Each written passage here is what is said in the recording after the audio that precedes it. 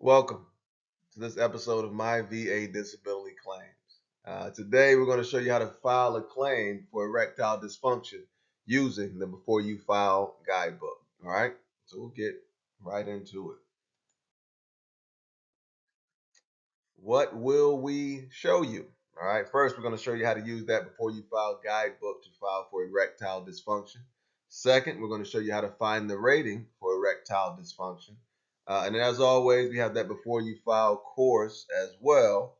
And the best thing about that course is that you'll always have a reference you can go back to forever, right? 2 years from now, when you file a claim, you can go back and use that course to kind of refresh yourself, right? 3 years, 5 years, whatever the case. Also, easy to follow guidance that clears up those expectations of the VA. You also get pre-assessments and post-assessments to make sure you're understanding the information, right? And again, you get access to free tools that you can use each and every time you file a claim. We're just trying to clarify some information for folks, right? So, erectile dysfunction. Let's get right into it. Okay, so here we are at the Before You File that Disability Claim Guidebook. All right, here's the cover page. Go down, just gives you an overview of those three elements, once again, of service connection. Regardless of claim, the focus should be making sure you satisfy each of those three elements. All right, so erectile dysfunction is what we're filing for. All right, so the first question is, what is the condition that you're filing for? And were you diagnosed with this condition in service, or is it the result of an event that took place in service? All right, so we'll go ahead and put erectile dysfunction. Were you diagnosed in service, or as a result? It's actually a secondary condition, secondary to service-connected mental health. All right, so we'll just put secondary to service-connected mental health. Right, service-connected for a mental health condition already, and the erectile dysfunction is due to that mental health condition. Right, when I spoke with my doctor, that was kind of the conclusion that it could be the anxiety, the depression that's causing the erectile dysfunction. Right, so we put it in there as secondary to that service-connected mental health condition. Next question. Do you have the evidence of this diagnosis or event from while you were in the service, and what is the evidence? Well, since that mental health is already service connected, we wouldn't need to answer this one because we're not trying to establish that initial service connection. Once again, this is secondary to something that's already service connected. Okay, so this is secondary to my service connected, connected mental health condition. Right. Next question. Do you have medical records showing the diagnosis of this condition since you separated from service? Yes. Okay, so with this, since I separated in 2019, was diagnosed with a mental health condition in 2021, diagnosed with erectile dysfunction in 2023. All right. So we put January 2023 is when I got ED diagnosis. ED just stands for erectile dysfunction. All right. Next question. What is the date on the medical record showing your first diagnosis of this condition since you separated from service? Okay. First diagnosis is January 21st, 2023. What is the most recent time I went to the doctor? Most recent visit, November. Most recent visit was November 2023. Next question. How many years are there between your separation date and the date of your first diagnosis for this condition since separation? All right, so I separated in 2019, got that diagnosis in 2023. So that would be 4 years, but the mental health was service connected in 2021, right? So it would actually be 2 years from that date.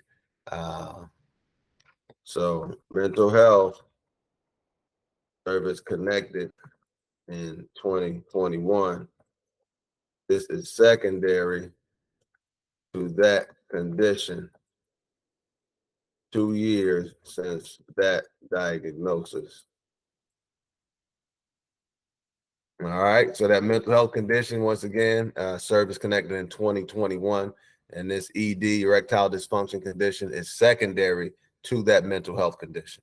All right, so that's 2 years from 2021 to 2023. Looked at the rating schedule for this condition. After looking at the rating schedule, yes, we'll take a look at that now. After looking at the rating schedule and at your medical records, which rating does your evidence support? Okay, so now we'll go to the rating schedule. Okay, so here we are at the rating schedule. And as always, you do that Control F, the find function, Control F. All right, and then we look for erectile dysfunction with or without penile deformity, 0% rating. All right, so with erectile dysfunction, let's go through erectile dysfunction with or without penile deformity.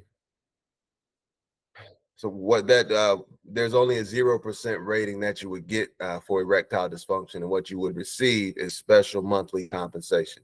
So that 0% rating means you get access to the medical services at the VA Medical Center, right?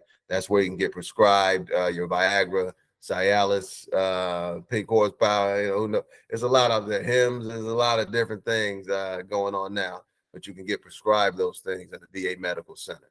But that special monthly compensation piece is a little over $100, I believe, a month. Last I checked, it was. So that is how, once that is approved by the VA, that's how you get the benefits for it. You get that special monthly compensation, and you get that medical treatment at the VA Medical Center. All right. There's no real extensive rating schedule for this, as you can see. And that is with or without penile deformity. All right, so now we'll go back to the guidebook and just put this information in there.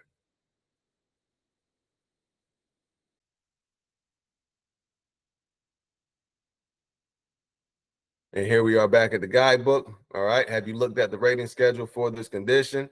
Yes. After looking at the rating schedule and at your medical records, which rating does your evidence support? Yes. And this will be special compensation and medical services if approved. Once again, since there's no extensive rating schedule for it, it would only be special monthly compensation. And then once again, those medical services at the VA for your prescriptions. All right.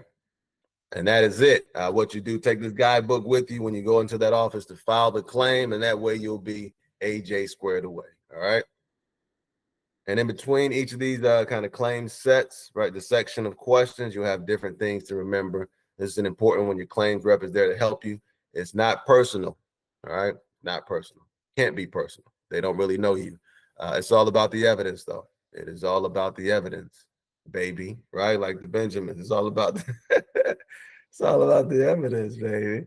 All right. But and within the sets, there are a few of these things, I think 3 total, right? Just different tools, different reminders. And then ultimately, that reminder to take advantage of all the resources available to you, right? As a military spouse, as a veteran dependent, there's a lot of resources out here available to you. And we just want to remind you to take advantage of them, all right? And that is it. Continue to learn the information, use the information, and if you deem it to be valuable, share the information. All right. As always, have an incredible day.